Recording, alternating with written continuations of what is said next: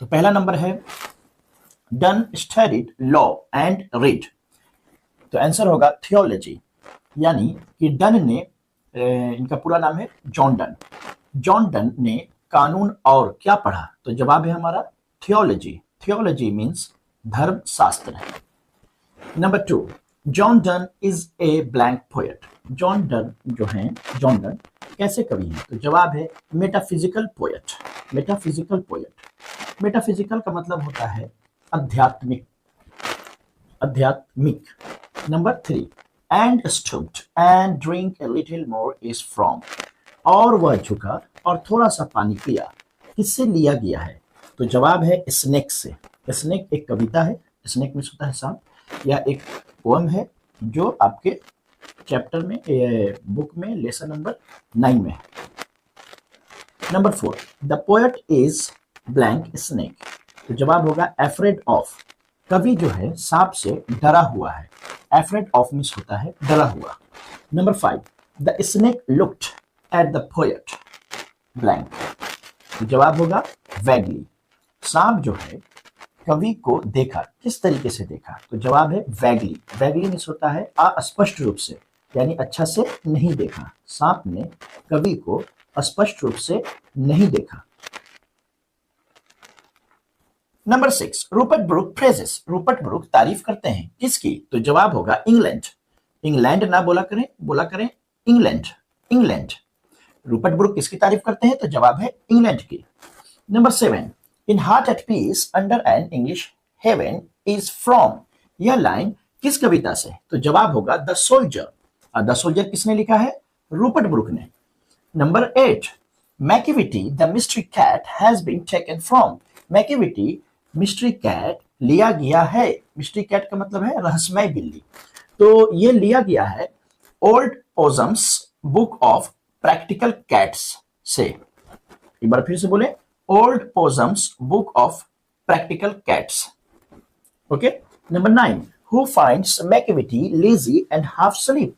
कौन मैकिविटी को आलसी पाता है? तो जवाब है T S. Eliot. Number 10, Macavity is full of. Macavity किस चीज से भरी हुई है? तो जवाब होगा डिसिटफुलनेस। डिसिटफुलनेस। डिसिटफुलनेस का मतलब होता है छल कपट, यानी मैकिविटी छल कपट से भरी हुई है। Number 11, who wrote drum taps and leaves of grass. किसने ड्रम टैप्स और लीव्स ऑफ ग्रास लिखा? तो जवाब है Walt Whitman.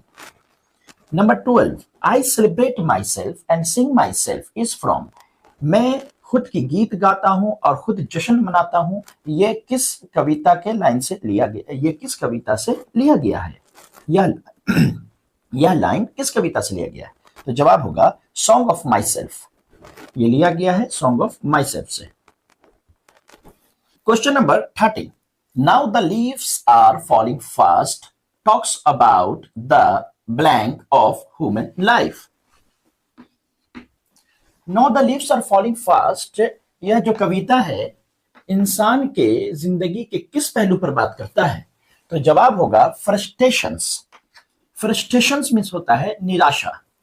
Number 14, and the Nightingale is dumb from. और बुलबुल है गूंगी, यह लाइन किस कविता से लिया गया है? किस पोएम से लिया गया है? तो जवाब होगा now the leaves are falling fast, यह कविता का नाम है। Number 15, to bend with apples the most cottage tree is from. Cottage tree जो है वो एप्पल्स यानी सेब से झुक गए हैं, ये किस कविता से लिया गया है? तो जवाब होगा ode to autumn. Ode to autumn.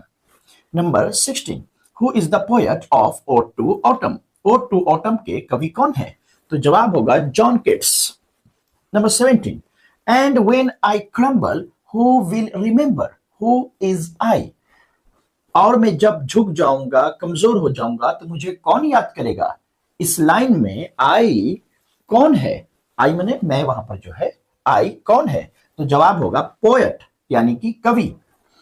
Number 18, Walter de la Mare makes us aware of. Walter de la Mare जो राइटर हैं, ये कवि हैं, पोएट हैं, वो हमें किस चीज से आगाह कर रहे हैं? तो वो हमें आगाह कर रहे हैं inhuman conditions of modern life. अमानवीय हालत आधुनिक जिंदगी के बारे में, यानी वो हमें सचेत कर रहे हैं कि मॉडर्न जिंदगी के जो हालात हैं वो बहुत अमानवीय हैं। Number 19, Walter de la Mare was born in 1873। Walter de la Mare की पैदाइश कब हुई? तो 1873 में। Number 20, Kamala Das is blank poetess. Poetess means कवित्री। तो कवित्री मतलब फीमेल पोएट। तो कमला दास कहाँ की कवित्री हैं? तो जवाब होगा इंडियन, भारत की। Number 21, who wrote the old play house with other poems. किसने old play house with other poems लिखा? तो जवाब होगा हमारा कमला दास ने। Number 22, a dust home blank board shaped made ever. कहाँ की मिट्टी ने मुझे पैदा किया, आकार दिया और जागरूक बनाया? तो जवाब होगा इंग्लैंड, इंग्लैंड की मिट्टी ने। Number 23, I sorry to save fire from the sin of blank. यह जो लाइन है वो फायर हिम कविता से लिया गया है। फायर हिम मीन्स होता है आग की तारीफ, आग का भजन। और उसके राइटर का नाम है, यानी पोएट का नाम है के.एन. दारूवाला। और वो कहते हैं कि I sorry to save fire from the sin of, यहाँ पर जो भरा जाएगा वो जवाब होगा फॉरगेटफुलनेस। फॉरगेटफुलनेस बोलिए एक बार, फॉरगेटफुलनेस। तो फॉरगेटफुलनेस का मतलब होता है भुलक्कड़पन।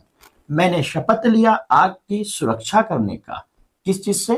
तो सिन ऑफ फॉरगेटफुलनेस, भुलक्कड़पन के पाप से। सिन मीन्स पाप।